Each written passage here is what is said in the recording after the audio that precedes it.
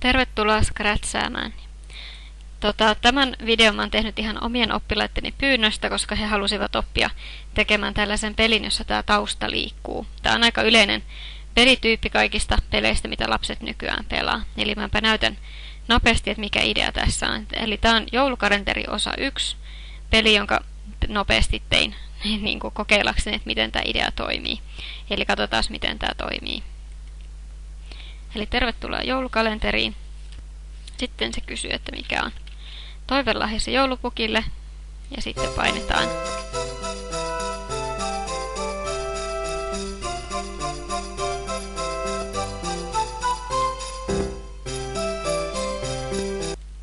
Eli huomasit, siinä tausta liikkuu pelihahmoon nähden. Eli tämä on aika yleinen pelityyppi, että esimerkiksi hypitään esteiden yli tai jotain muuta, mutta kaikkein yksinkertaisimmillaan voi tehdä tämmöisen liikkuvan taustan ja sitten hahmo liikkuu siihen nähden. Eli tämä tarkoittaa, eli tämä on scrollaava peli, eli tämä tausta liikkuu hahmoon nähden näillä nuolinäppäimillä. Eli periaatteessa tämä kissa ei tässä liiku, vaan tuo tausta liikkuu siihen hahmoon nähden. Eli sitä taustaa liikutetaan niin kuin nuolikäskyillä sitten eteenpäin. Tämän YouTube-videon alla on linkki tähän peliin, minkä mä tein, eli sieltä kun klikkaat sitä linkkiä, niin pääset katsoa suoraan tätä koodia, miten tämä peli on tehty. Eli nyt mekin mennään katsoa, että miten tämä homma toimii. Tässä on oikeastaan kolme tämmöistä uutta, isoa, tärkeää asiaa, mitkä pitää ymmärtää, jotta tätä peliä pystyy tekemään. Eli en suosittele tätä peliä sellaisille henkilöille, jotka ei ole Scratchia paljon käyttänyt aikaisemmin, koska tässä on niin paljon muistettavaa ja ymmärrettävää asiaa, että kannattaa kuitenkin aina tehdä tätä Scratchia sillä tavalla, että sä ymmärrät, mitä sä teet, eikä vaan sillä, että sä kopioit, mitä muut on tehnyt, koska sit sä et opi kuitenkaan niin paljon kuin mitä olisi tavoitteena oppia.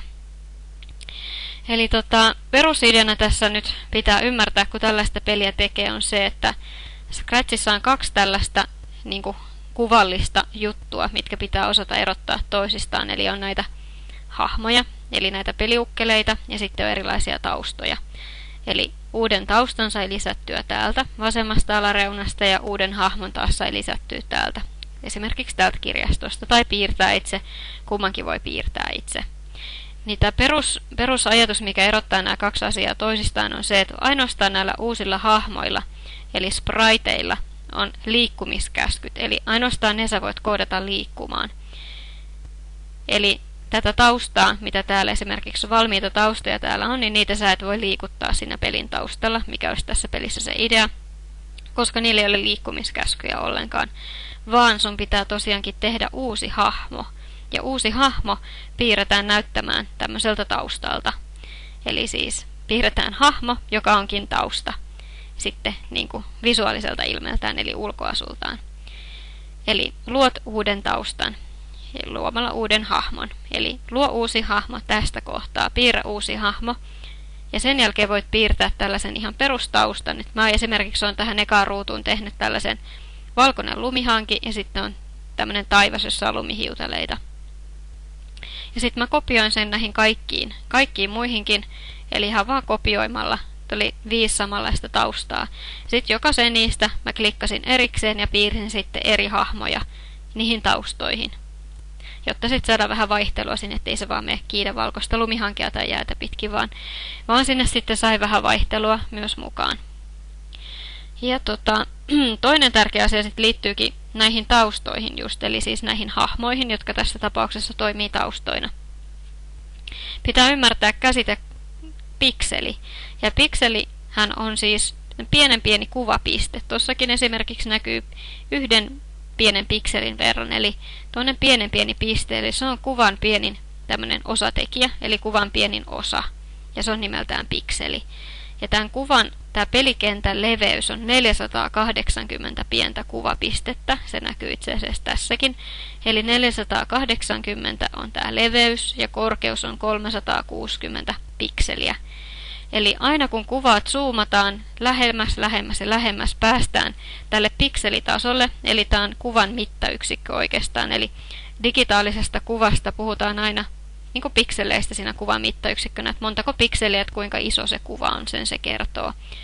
Eli jotta me osataan koodata tämä tausta liikkumaan, meidän pitää ymmärtää se, että tämän taustan leveys on 480 pikseliä, niin sit se tarvitaan näihin käskyihin. Eli se oli toinen tärkeä asia, mikä pitää osata ja mikä pitää muistaa, kun lähdetään sitä tekemään.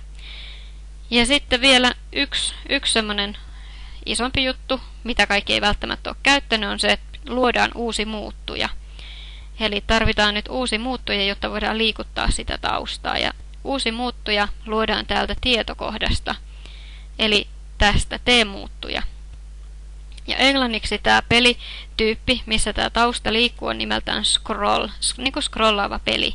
Eli mä nyt olen tehnyt tähän muuttuja nimeltä scrolly, ja se vaan tarkoittaa sitä, että sillä muuttujalla sitten pyöritetään sitä, tai liikutetaan sitä taustahahmoa siellä eri nopeudella tai oikealla nopeudella sitten, että tuohon hahmoon nähden se liikkuu oikein.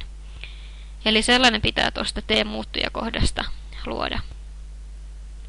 Sitä sitten tarvitaan näihin kaikkiin taustahahmojen skripteihin. Eli se on ihan tärkeää tehdä ihan heti alkuun jo. Ja sitten ymmärtää se. Siinä nyt oli nämä tärkeimmät asiat ja kohta mä lähden sitten kertomaan, että miten tämä homma toimii tästä eteenpäin.